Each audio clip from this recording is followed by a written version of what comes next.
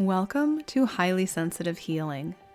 I'm Lauren LaSalle, a former therapist, a highly sensitive person, and a mentor for HSPs. For too long, I felt like there was something wrong with me. I felt everything deeply, sounds, emotions, other people's moods, and I learned pretty early on just to push through, to quiet my intuition, and to try to keep up with what everyone else was doing and what society expected of me. But the truth is, my sensitivity was never the problem. I just didn't have the language, support, or tools to understand it.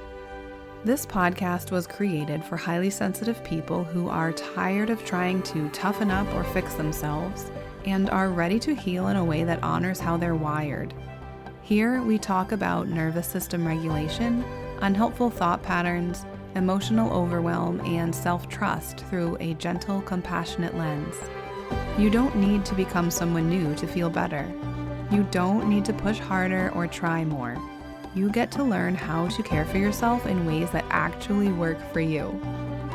If you've ever felt overwhelmed, misunderstood, or like you were carrying too much, this space is for you. My hope is that each episode helps you feel a little less alone and a little more at home in yourself. So, wherever you're listening from, welcome. Take a breath, settle in, and let's begin. Hello, and welcome to Highly Sensitive Healing. I did not have an episode last week because it felt, I don't know if anybody else had this experience, but it felt like last week was trying to kill me. I have no idea what was going on, but I talked to multiple people and they also felt off and just like energetically just not themselves. And my whole family was feeling that way. We were all tired, just felt really off, just did not quite feel like ourselves. And it was a super rough week. I mean, one of the hardest weeks that I've had in a long time. So I just did not have it in me to do an episode last week. And I hope if you're listening to this that you did not experience this as well. But if you did, hopefully you're through it and it's done, because it's done for me. So I'm so glad. I hope it was just maybe something energetically, I don't know what was happening, that a lot of people were experiencing, and now it is done. Because that was really hard. And what else was I going to talk about? So this is not really relevant to anything, but right before I recorded this, I put on some fake nails, which I think I've only done maybe 2 other times in my life. And they looked much shorter in the package. And on my fingers, they look excessively long. They probably don't. If you are used to wearing fake nails, they probably look fine. But to me, they look excessively long. It took me so long to put them on, and then I just instantly regretted it. But I don't really want to try to take them off quite yet because it took me so long, and I just really don't want it to take forever to take them off. They are very cool. They are sort of shiny. And the more I look at them, the more I get used to them. So they're growing on me. Well, not literally because they're fake nails, but I think I'm sort of getting used to them. So we'll see how long these last. It is really hard to do a lot of stuff with these on, though. I will say, like on my phone, you have to tap your finger differently. But anyway, that's what's going on with me right at this moment. I finally had a chance to paint my toenails and put on these fake nails because my whole family is out of the house for a little bit. And that's what we're doing. So here we are. So today I just wanted to talk a little bit about things that have changed for me personally since I've been putting in the work on myself and my thought patterns. It's mainly thought patterns and old beliefs that I have been holding on to and that have been guiding how I respond and react to things. And they probably helped me at one point in my life, but then are not helpful anymore. They just end up getting in the way, but you don't really know that they're there until you know that they're there. And a lot of the time it takes somebody else, like a therapist or a coach, or even maybe a close friend or family member, to sort of bring them to the surface and help you notice them, although you can do it on your own as well. But that is something that I love to do with my clients. One of the main things that I work on with them is looking at those thought patterns and those subconscious beliefs and those things that you're saying to yourself over and over again that are really in control of your life that you're just not aware of. And I know I've talked about that quite a bit on the podcast recently because, like I said, that's what I do with my clients. And so I figured I would share a little bit about things that I have noticed in my life that have changed since I have really been focusing on this. And I have 3 examples. My first example is from a while ago, like a year or so ago. And I noticed that something had changed. I was working with a coach at this time, and so I was really trying to pay attention to what things shifted for me, what changed after we started doing this work together, and noticing those limiting beliefs that I had that were getting in the way of what I wanted.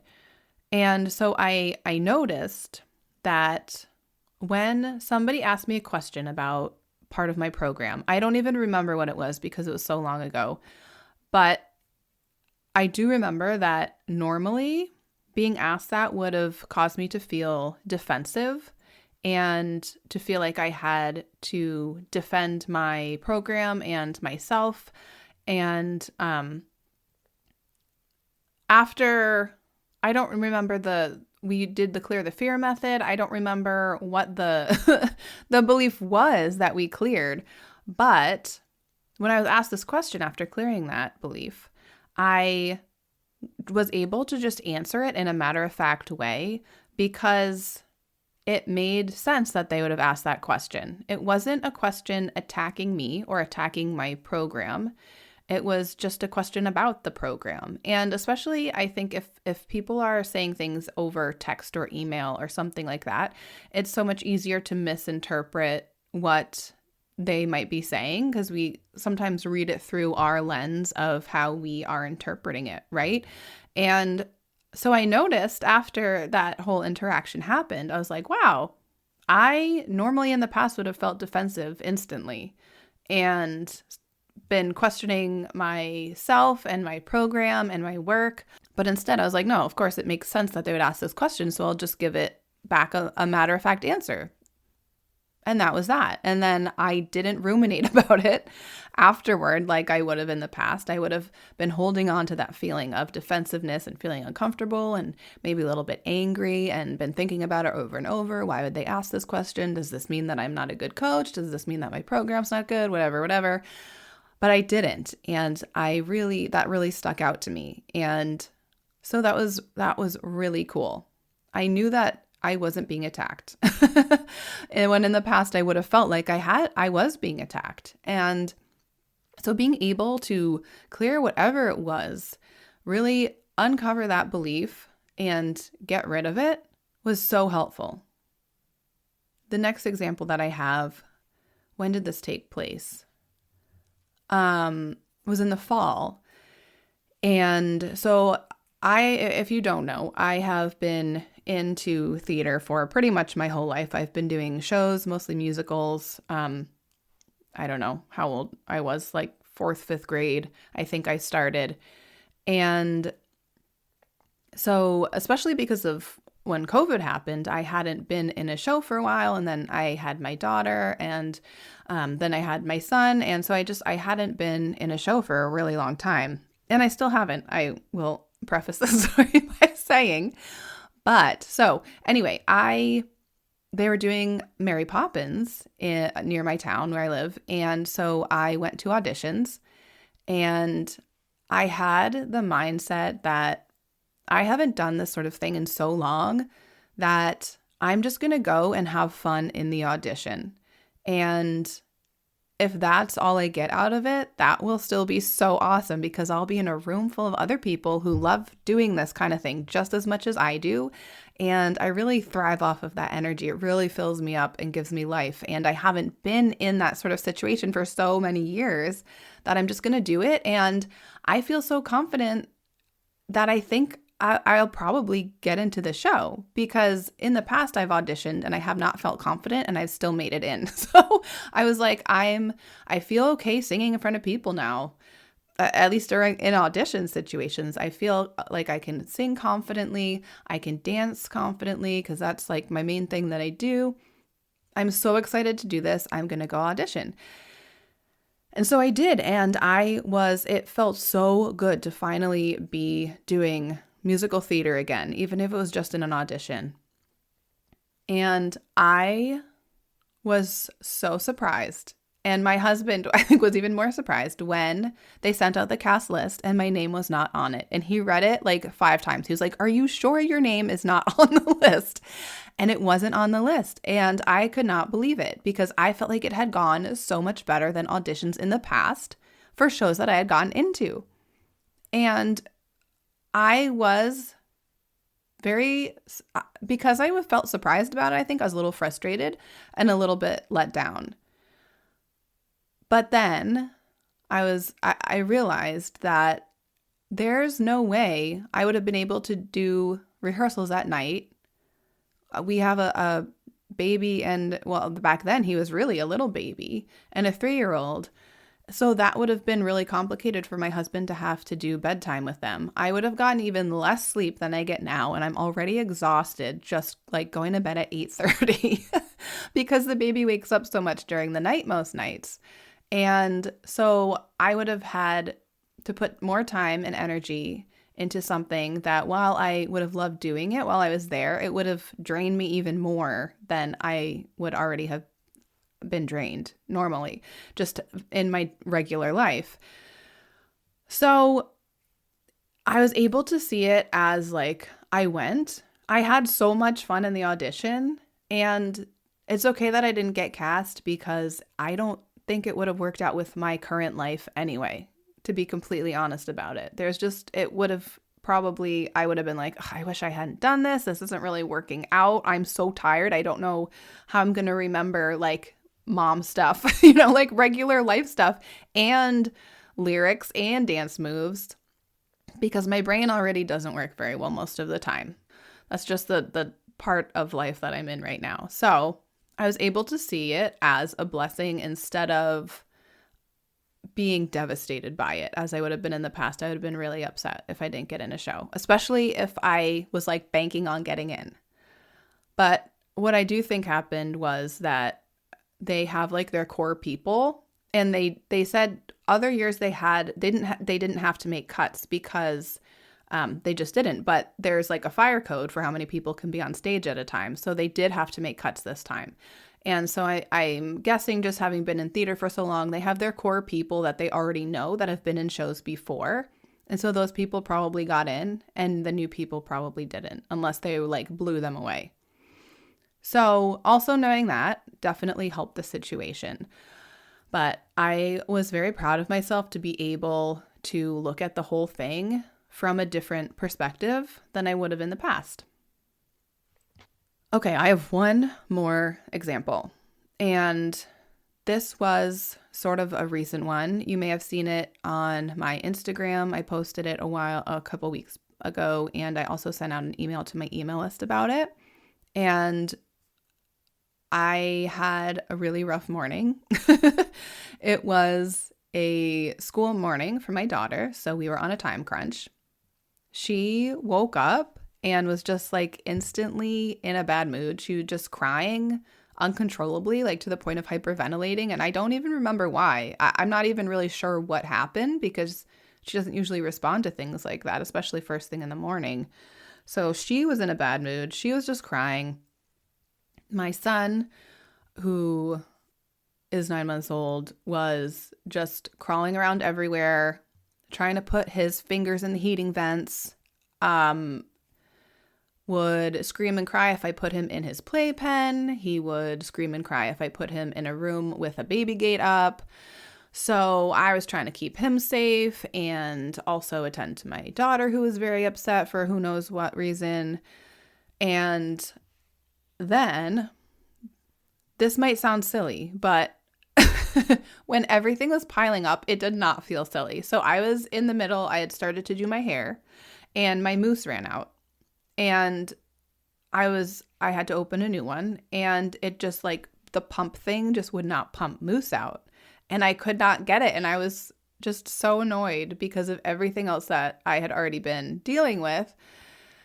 And I finally did get it to work, thank goodness, because I have to put mousse in my hair. It gets really frizzy and just like doesn't look great. And so luckily that situation got resolved fairly quickly. Luckily we got to school on time, but everybody was just having such a rough morning that in the past, even before having kids, if stuff was piling up, like just little things piled up in the morning, I would sort of let it influence the rest of my day. I would get so emotional and like frustrated and to the point of probably like angrily muttering to myself and just holding on to that feeling of annoyance and frustration and letting it influence the rest of my day. And so this morning that I'm talking about, I did not let that happen. And I'm so proud of myself for that, because if it was so easy for my own things happening to myself to influence the rest of my day in a negative way, and then I could have two small children having a rough time and have that not influence the rest of my day negatively, like that is some change. That is progress. And I was so proud of myself. And here's what happened. So this is something that I do a lot. I have to remind myself that their feelings are their feelings, and I can be empathetic and I can be there for them. I can help them. I can support them. But I don't have to hold on to what they're going through, and I don't have to hold on to the feelings that they are experiencing, because those are theirs. Even though I'm their mom, those feelings are not mine. I do not need to absorb those and hold on to them. And I remind myself of this all the time. Sometimes, I forget and it's hard, but most of the time, this is something that I have to tell myself. And it does help to remember that. So I was supporting my kids, doing what I could to keep my son safe and not have him stick his fingers in the heating vents, while being there for my daughter and whatever she needed. And also remembering to breathe, remembering to notice any tension that I was starting to gather and hold in my body and just release it. And sometimes that looks like I get tension in my shoulders a lot, like tightening my shoulders and then releasing them. And I also reminded myself that although this morning was really chaotic and hectic and really difficult, once we were in the car to go to school, it was done. Like, we were in the car, we were going. That morning was done. It was done. Whatever happened had already happened. And the only thing we can do is make the rest of the day better. Not hold on to what happened in the morning, not hold on to how anyone was feeling in the morning. It's done. And we'll move on. And so that's what I did.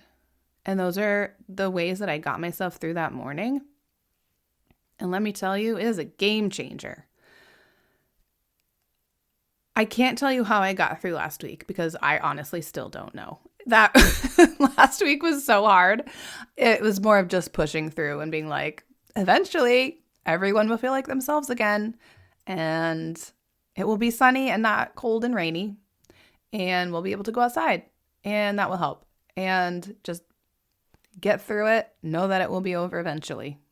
Sometimes that's all you can do. So I hope those examples, I'm starting to lose my voice. I hope those examples that I just talked through in this episode have helped you understand the ways that doing this work can impact your life in a positive, super positive way. And like I said, this is what I do with clients. I do have some openings for one-to-one clients right now. I only have 2 openings for the next few months. So if that's something you're interested in, there is more information in the episode description. There's an application. Filling out the application does not guarantee that you get in the program or mean you have to commit to it right now. It's just letting me know that you're interested. And if you want, we can have a conversation about it, about what it would look like and if it's a good fit. You can also read more information about it on my website to learn about exactly what we do together. And I know I sort of hinted at this in the last episode, I think. I am in the process of creating a very small group program that is 3 months long. I haven't announced it yet or talked about it really to anybody because I'm not totally sure on the dates of it yet. I'm not totally sure when it's going to start. But if you are interested in that, keep that in the back of your mind. I will be giving you more information soon. I will be posting it on Instagram. I'll talk about it on here. But if you also want to join my email list, because I'll probably email about it there first, give them first dibs on joining. You can do that. There's a link to join my email list in the episode description. Oh, and I almost forgot to tell you. So if you are interested in joining the gathering, which is the part of, I do have a free part of the community called the Healing Space, but the gathering is the part of our community where we meet once a month live for an hour and talk about whatever we need to talk about, anything HSP related, sometimes just things we need to talk about. And sometimes we have a topic focus that we talk about for part of it as well. It is so amazing to meet with other HSPs like live and talk about things that we don't feel like we can talk about with other people because they just don't understand. And I am raising the price for the gathering at the beginning of June. Right now, it is $25 a month to be in the community, to meet once a month, and to access my resource library of HSP resources that I have been creating over the years. It will continue to grow as I add resources. So that's only $25 a month right now until the beginning of June. And then the price is increasing to $47 a month. So if you lock in now at the $25 a month rate, you will be locked into that for the time that you're in. So if that's something you've been thinking about, I would join now. If you have questions, please feel free to reach out to me. I would absolutely love to answer your questions and talk to you about any concerns that you have in joining. The people that have been there, most of them have been there for, we have people who have been there for over 2 years, over 1 year. It's been amazing that a lot of people stay for a long time because we get so much out of it. I get so much out of it. They get so much out of it. It's just such a great place to be. And I feel so lucky and grateful that I followed my gut to create it, even though I wasn't sure what would happen or if people would even want to join. And it's just really exactly the kind of place that I had envisioned. And I'm so, so happy. And I'm so grateful for the people that are in the community, also for all of you listeners, of course. And I guess I'm just feeling grateful right now, even though my fake nails are really long and my nails sort of feel like they can't breathe. Anyway, we'll get through it. Maybe I'll post a picture on Instagram or see if anybody has any advice for taking them off quickly after you just put them on. Anyway, that's all I got. I will see you in the next episode. Thank you so much for listening to Highly Sensitive Healing. You can help support the podcast by taking a minute to rate and review it, share your favorite episode with a friend, or become a subscriber on Patreon. Visit laurenlasalle.com for information about my mentorship programs, Join my email list to stay up to date with how I can support you, as well as exclusive email list perks, and connect with me on Instagram at I am Lauren LaSalle. Happy healing.